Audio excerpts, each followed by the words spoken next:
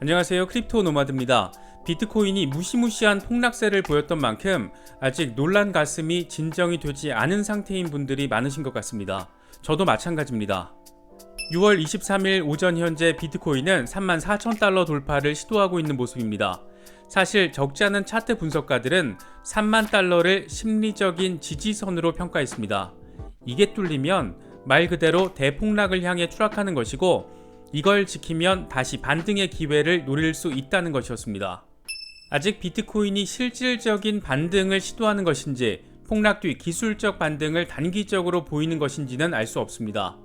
하지만 분명한 것은 이른바 데드크로스를 맞았다는 겁니다.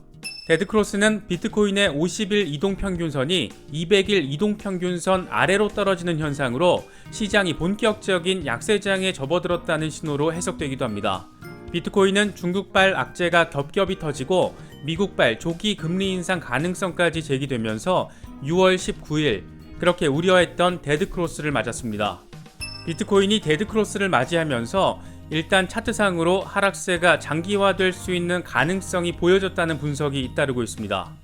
데드크로스는 지난 2018년도에도 찾아왔는데 2017년 연말 19,000달러까지 상승했던 비트코인은 2018년 3월 데드크로스를 지나면서 1년 동안 하락세를 이어가며 3,100달러까지 주저앉았습니다. 이번 데드크로스를 빼고 비트코인은 2018년 이후에 모두 3번의 데드크로스를 겪었는데 이 가운데 2번은 최소 2달 이상 하락세를 경험했습니다. 적지 않은 전문가들이 이르면 9월부터 시세 회복을 볼 수 있을 거라고 전망하는 것에는 이러한 과거 데이터에 기반을 하고 있는 것으로도 볼 수 있습니다. 이번 데드크로스를 바라보는 전문가들의 분석은 역시나 엇갈리고 있습니다. 코인베이스 공동 창업자인 프레드 어시암은 비트코인을 비롯한 대부분의 암호화폐가 추락할 것이며 대체 불가능 토큰 NFT 시장도 붕괴할 것이다, 이렇게 예상했습니다. 스콘 마이너드 구겐하임 파트너스 최고 투자 책임자도 비트코인은 지지선이 무너진 만큼 2만 달러까지 하락할 수 있다고 전망했습니다. 부자 아빠 가난한 아빠의 저자인 로버트 기요사키는 버블은 조만간 붕괴될 것이다. 비트코인이 24,000달러로 떨어질 때까지 기다려라. 붕괴될 때가 부자가 될 수 있는 적기다, 이렇게 주장하기도 했습니다. 물론 반대 분석도 적지 않습니다.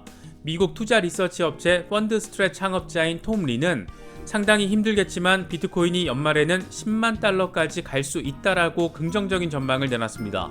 그러면서 비트코인이 단기적으로 둔화세가 지속될 수 있는 어려운 상황에 처해 있다. 하지만 2021년 말까지 10만 달러에 도달할 것이다, 이렇게 강조했습니다. 이스라엘 암호화폐 컨설팅 업체 퀀텀 이코노믹스 마티 그리스펀 최고 경영자도 비트코인 가격이 여기서 바닥을 친다면 시장이 준비됐을 때 다시 강한 반등세를 보일 수 있다라고 주장했습니다. 크립토 애널리스트 플랜B는 더 전폭적인 분석을 내놨습니다. 플랜B는 비트코인은 올해 연말 45만 달러까지 상승할 수 있다. 최악의 시나리오에도 13만 5천 달러까지 상승할 것이다, 이렇게 낙관적인 전망을 내놨습니다.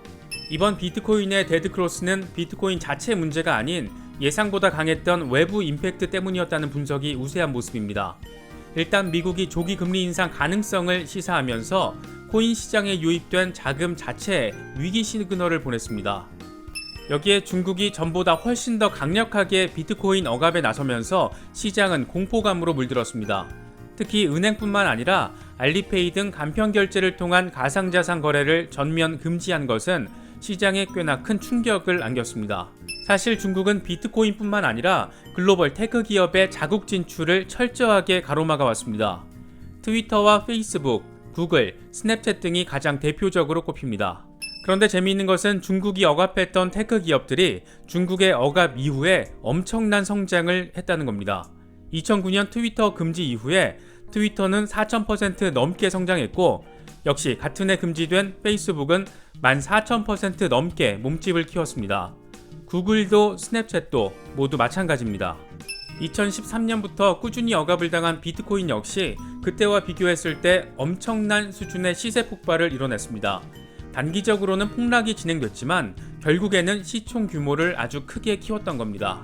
이런 과거의 데이터가 존재하는 탓인지 중국 정부의 이번 안티 비트코인 정책 역시 장기적으로 보면 비트코인의 성장에 독이 아닌 약이 될 것이라는 전망도 나오고 있는 모습입니다.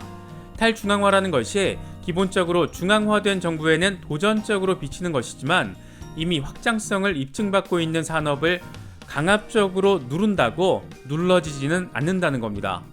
그동안 중국은 자국민이 외부 세계와 연결되는 플랫폼을 사용하면 할수록 금지 조치로 대응해 왔습니다.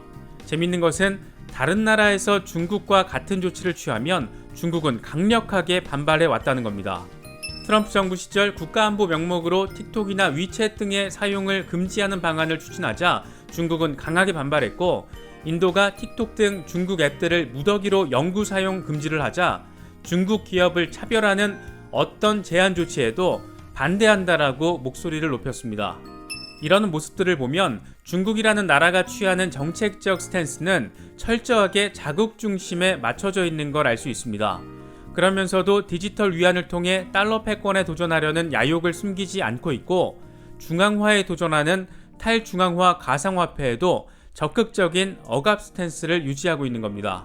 이런 중국의 과거와 현재 또 미래에서 추구하고자 하는 면면을 살펴보면 비트코인 시장에 대한 악재는 철저히 비트코인의 펀더멘털과는 전혀 상관이 없다는 것을 다시금 느낄 수 있습니다. 물론 미국 정부 역시 중앙화에 도전하는 가상화폐가 마냥 반가울 리만은 없습니다. 다만 이미 미국을 대표하는 기업들이 가상화폐를 하나의 큰 시장으로 접근하고 있는 만큼 대놓고 가상화폐 시장을 억압하는 스탠스보다는 적절한 타협점을 찾을 가능성이 우세하다는 전망도 적지 않습니다. 자칫 안 그래도 인플레이션 우려와 달러 가치 저하 등으로 살얼음판을 걷고 있는데 미국이 나서서 가상화폐 시장을 정책적으로 중국 공산당처럼 누르게 되면 세계 경제 자체가 흔들릴 수도 있기 때문입니다. 이런 재반적인 상황을 놓고 보면 단기적으로는 베어마켓을 피하기는 어려울 수도 있어 보입니다. 하지만 비트코인의 가치와 펀더멘털에는 아무런 변화가 없었다는 점에서 결국에는 장기적으로 불마켓을 향해 크게 나아갈 가능성이 더 크지 않을까, 이런 기대를 해봅니다. 특히 비트코인은 과거에도 급격한 상승 뒤에는 꼭 급격한 하락이 뒤따랐던 만큼 지금의 하락세를 절망의 시작점으로 간주하는 것에 대해서는 과거의 데이터를 확인해 보면서 생각을 한 번 더 정리하시면 어떨까 합니다. 어려운 시기입니다. 서로 위로받으면서 의지할 수 있는 시기가 될 수 있으면 좋겠습니다. 이번 영상은 여기까지입니다. 영상이 도움이 되셨다면 좋아요와 구독을 부탁드립니다. 시장 상황이 워낙 어렵다 보니 종목 분석은 조금 뒤로 미뤄두고 당분간은 약간의 변화라도 시장 상황을 중심으로 영상을 제작하도록 하겠습니다. 시청해주셔서 감사합니다. 지금까지 크립토 노마드였습니다.